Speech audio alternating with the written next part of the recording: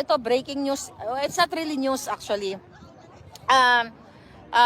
Allegedly, hindi pa to confirm, nililiwanag ko, sabi naman nila fake news ito, hindi pa to confirm, so baka may gustong mag-confirm nito na balita, na may na-receive kasi sa ako na 3 tao na nag-text, isa sa Malacanang, yung dating, nandoon sa loob, then yung dalawa na nagtrabaho din kay Bangag, allegedly, si Bangag ay isinugod sa hospital. So gaano katotoo na bangag dahil sa kidney problem mo ay sinugod ka sa ospital. Kasi the few days ago, puffy yung mukha mo eh. Parang hinahabol ka ng hininga, naghihingalo ka. Ang wish nga ng mga ibon dito, sana ma-over-D ka daw. May mga ibon, bumulong. O, di ba? Wish nila.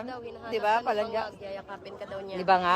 Andyan, daming nanonood sa'yo, Palangga. Tinalbugan mo ko Gusto mo ako sa pabo ng kalindog ko, pero ang ganda ko dyan, so carry na rin. Paano tatanggalin? O, di ba?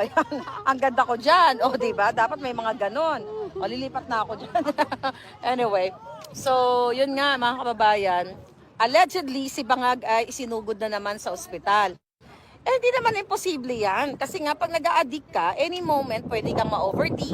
Katulad nung mga nakaraan, ng mga pangyayari, di ba? At sa mga kaibigan nila, and allegedly, yung kanilang entourage dito ay na-over-D rin. So, pag mga ganong klaseng, ganong galawan na nag-a-addictus, talaga namang magkakaroon ka ng problem sa buhay mo.